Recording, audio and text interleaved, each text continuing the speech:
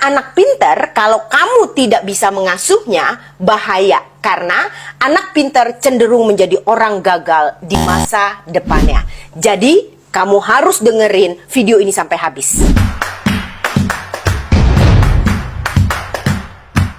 Saya banyak melakukan corporate hipnoterapi, yaitu perusahaan-perusahaan booking saya untuk melakukan hipnoterapi kepada staf atau karyawannya. Karena sekarang perusahaan sudah banyak yang ngerti bahwa mental health itu berhubungan banget dengan kinerja dan omset. Nah, jadi waktu itu ada satu bapak-bapak yang dikirim perusahaan untuk hipnoterapi kepada saya. Jadi bapak-bapak ini sangat diandalkan oleh perusahaannya. Dia usia 30-an tahun, tetapi dia bilang dia stuck. Dia tidak grow lagi, ada rasa malas dalam diri dia, dan dia menjadi sulit untuk bertumbuh atau belajar.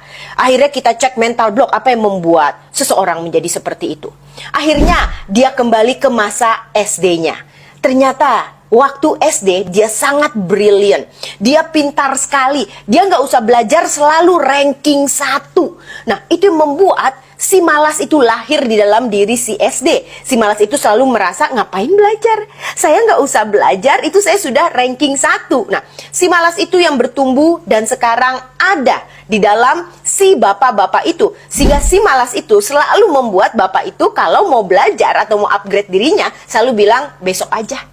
Masih ada waktu, santai aja. Nah, ternyata itu yang menjadi penyebab dia stuck dalam pertumbuhannya. Kenapa? Karena si kecil tidak terbiasa dengan proses belajar. Ini yang disebut dengan namanya gifted child syndrome. Di mana anak-anak pintar itu tidak memiliki rasa rajin atau berjuang.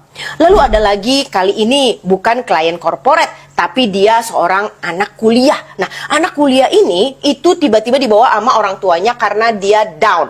Dia udah berhenti atau mogok kuliah, nggak mau masuk kuliah, padahal orang tuanya itu pengen lah anaknya terusin kuliah. Akhirnya dia dibawa ke saya.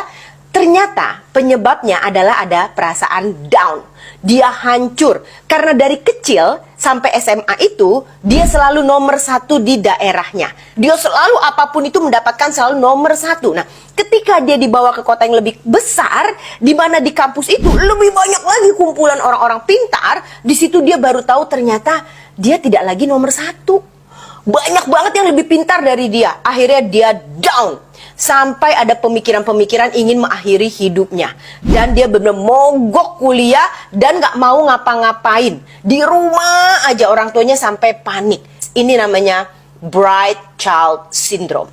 Jadi ada yang namanya 2 mindset, yaitu fixed mindset dan growth mindset.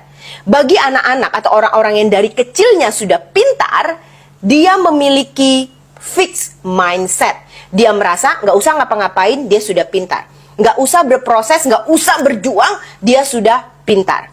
Dia tidak mengembangkan di alam bawah sadarnya growth mindset. Growth mindset itu di mana sebuah pola pikir berdasarkan situasi. Dia bisa fleksibel mengikuti situasi. Di mana ada tantangan, dia bisa tahu, oke, aku harus pakai jurus ini. Ada tantangan ini, pakai jurus ini. Nah, itu yang tidak ada di anak-anak yang pintar. Mereka miss satu bagian itu.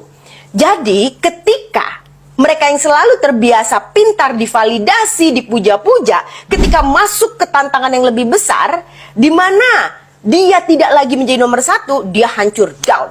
Jadi para orang tua, penting sekali cara pola asuh kamu kepada kamu kalau dapat anak yang pintar. Jangan bangga kalau dapat anak pintar. Paling ribet tuh. Mungkin kecil pintar, gedenya gagal kalau kamu salah asuh.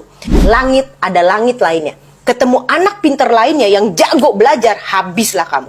Yang paling penting adalah diproses. Ketika anak itu bisa belajar, punya semangat belajar, tantangan apapun, dia bisa hadapi. Lalu kamu ajarkan mereka untuk ikut kegiatan sosial.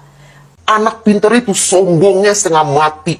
Dia menumbuhkan reaksi sombong, karena dia selalu ngerasa terbaik, pintar, hebat. Nah, bawa dia ke kegiatan sosial. Dia harus lihat dengan mata kepala sendiri begitu banyak orang-orang yang butuh bantuan. Lalu setelah itu, kamu ajarkan dia untuk selalu berproses, bekerja keras. Bilang, pasti ada gagal. Bukannya memasukkan sugesti kamu bakal gagal. No. Ajarkan anak-anak ini bahwa pasti ada kegagalan. Kamu boleh cerita tentang Thomas Alva Edison yang gagalnya berapa kali, tapi akhirnya dia terus mencoba dan akhirnya menjadi penemu terhebat di dunia ini. Nah, jadi sudah paham kan cara mengatasi anak pintar ini?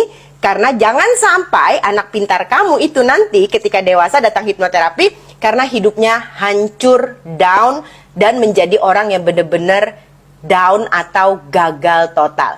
Oke, selamat jadi orang tua yang lebih baik dan juga selamat memiliki anak-anak yang pintar karena itu adalah anugerah.